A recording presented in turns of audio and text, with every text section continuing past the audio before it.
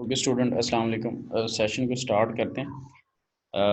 Previously हमने खैर chapter number जो 4 है उसको फिनिश किया था सक्सेसफुली। अभी हमने चैप्टर 5 की तरफ मूव करना था, लेकिन मीनवाइल एक दो क्यूरीज थी जिसकी बेस के ऊपर ये गेयर्स का जो ट्रांसफ़र फंक्शन है वो, और चैप्टर नंबर 3 के अंदर जो ब्लॉक डायग्राम है उसको कैसे बनाना है या उसकी रीडिंग कैसे करनी है या उससे स्टेट स्पेस या ट्रांसफ़र फंक्शन की तरफ जी कैसे सर। मूव करना है अकॉर्डिंगली।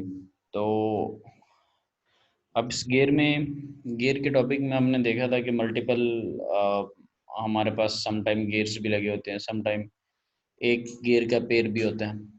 इट डिपेंड्स कि क्या उसकी फंक्शनैलिटी है, क्या उसके बेस के ऊपर पर्पस है। तो गियर्स के अंदर कुछ एक दो बेसिक फार्मूलाज थे जिनको हमने डिस्कस किया।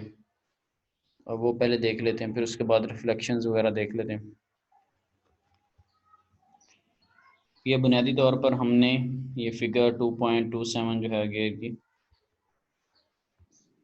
इसको यूनिवर्सिटी के अंदर डिस्कस किया था। लेट्स से हमारे पास ये जो इनपुट ड्राइव गियर 1 है, ठीक है, उसका साइज भी स्मॉल सा आपको फील हो रहा। R1 इट फील्स लाइक उसका रेडियस काफ़ी कम है कंपैरेटिवली। अगर R2 को आप देखें, जो रेडियस 2 है, जो कि गियर 2 है, जो कि आउटपुट गियर है, तो इनपुट गियर ड्राइव कर रहा है आउटपुट गियर्स को। तो इसकी मैंने प्रैक्टिकल एग्जांपल आपको बताई थी कि सम ये डिपेंड करता है कि टॉर्क और स्पीड का क्या रिलेशन है, कैसे शिफ्टिंग करनी है, कब स्पीड ज़्यादा चाहिए, कब टॉर्क ज़्यादा चाहिए, तो अकॉर्डिंगली हम उसको एडजस्ट करते हैं।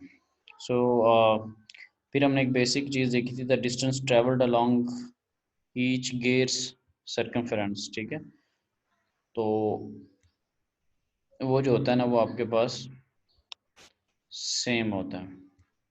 सो उसके अकॉर्डिंगली हमने देखा, आर उसका रेडियस है, थीटा उसका एंगुलर डिस्प्लेसमेंट है, R θ1 is equal to R2 θ2। इस फॉर्मूला को हमने देखा था। इसके अलावा एक और फॉर्मूला हमारे पास, ये जो आपके पास लिखा हुआ है, T1 θ1 is equal to T2 θ2। सो इसमें क्या है कि गेयर्स जो हैं वो लॉसलेस हैं, उनमें कोई भी किसी किस्म की जो एनर्जी डेसिपेशन है वो नहीं है, कहीं भी कोई भी पार्ट जो उसका लूज नहीं है, या यही और अगर कोई लूजनेस वगैरह हो तो उसी चीज़ को आप बैकलैश कह रहे होते हैं। वो फिर जब मैं आपको नॉन लीनियरिटी का टॉपिक पढ़ा रहा था, नॉन लीनियर सिस्टम्स का, तो मैंने बताया था कि गेयर्स के अंदर जो नॉन लीनियर बिहेवियर होता है वो बैकलैश होता है, जो कि लॉस लूजनेस की वजह से हो रहा होता है। सो इसके अंदर हमने कहा था कि we assume the gears are lossless, that is they do not absorb or store energy।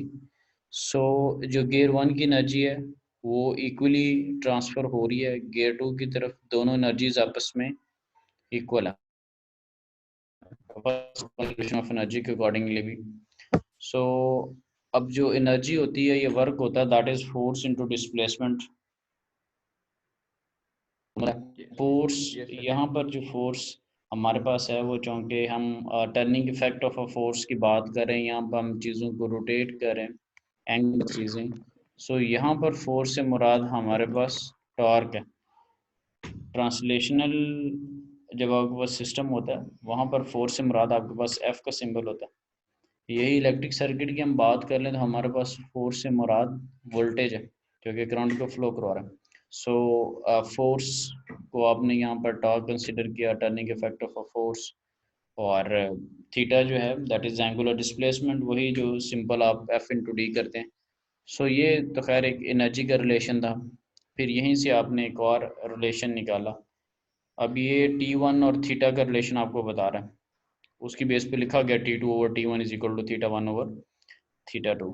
और इसी तरह नंबर ऑफ टीथ्स का और रेडियस का भी, अगर रेडियस कम होगा तो नंबर ऑफ टीथ्स पॉसिबली कम होगी, और अगर R2, अगर रेडियस आपके पास ज़्यादा है गियर का, तो डेफिनेट सी बात है नंबर ऑफ टीथ्स भी उसकी ज़्यादा होंगी। सो θ1/θ2 इज इक्वल टू N2/N1 और T2/T1। ये बेसिकली रिलेशन है। अगर कहीं हमने इसको यूज़ करूँ, लेट से इसी 2.135 की अगर मैं बात करूँ,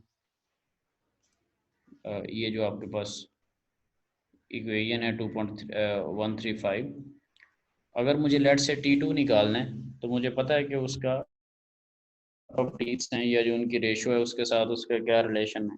T2 अगर मुझे फाइंड आउट करना है तो उसके अकॉर्डिंगली मेरे पास ये फॉर्मूला बन रहा है N2/N1 इंटू T1। और अगर मुझे T1 फाइंड आउट करना है तो फिर मुझे देखना पड़ेगा उसके अकॉर्डिंगली ये क्या चीज़ बनती है। तो यहाँ पर भी एक रिलेशन बनाने की कोशिश की कि अगर आपने θ2 फाइंड आउट करना है तो that is equal to N1/N2 into θ1, transfer function into input. ये उसी फॉर्मूला की बेस पे बना दिया गया।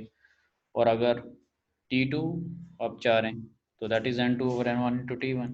ठीक है, तो एग्जैक्टली इस तरह की छोटी छोटी चीज़ें तो नहीं खैर पूछी जाएंगी ना, ये पूछी ना जाने से मुराद ये है कि ये न्यूमेरिकल्स में कॉन्सेप्ट ये यूज़ होंगे। इस तरह नहीं है कि बहुत माइनर से ब्लॉक्स बने और आप न्यूमेरिकल सॉल्व करो। डेफिनेट सी बात है, लॉन्ग क्वेश्चन है तो उसके अंदर ये सम हाउ छोटे मोटे कॉन्सेप्ट्स यूज हो सकते हैं। अच्छा, फिर एग्जांपल में एक और चीज़ है कि एग्जांपल में अक्सर आपके पास N1 N2 होंगे, टॉर्क काफ़ी लेंथी भी होता है, क्वेश्चन पे रिफ्लेक्ट भी कर रहे हैं। कैसे कि अगर लेट से आपके पास एक इनपुट साइड है एक आउटपुट साइड है तो आप बाज़ दफ़ा आउटपुट साइड को इनपुट साइड की तरफ, इनपुट साइड को आउटपुट साइड की तरफ रिफ्लेक्ट कर देते हैं। आप एक पूरा एक इक्विवेलेंट सिस्टम बना लेते हैं। लेट से अगर आप पिक्चर को देखें,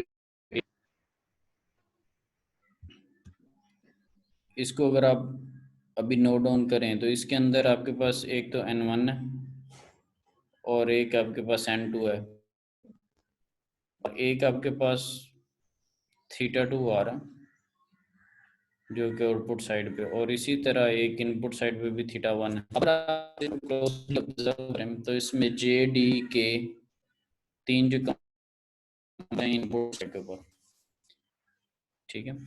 तो अब अगर हम चाहें तो हम θ2 वाली जो सारी चीज़ है उसको उठा के इनपुट वाली साइड पे भी रख सकते हैं, इनपुट सारी चीज़ को उठा के आउटपुट वाली साइड पे भी रख सकते हैं। अब अगर इनके आप कैप्शंस को देखें तो ये रोटेशनल सिस्टम है ड्रिवन बाय गेयर्स, वो हमें फील हो रहा है कि पिक्चर तो पिक्चर भी ये सिस्टम आपने इक्विवेलेंट सिस्टम बनाया हुआ वो आउटपुट के ऊपर आपने बनाया हुआ। ठीक है, अभी अजान की वजह से थोड़ी ब्रेक लेते हैं, फिर करते हैं। जी सर।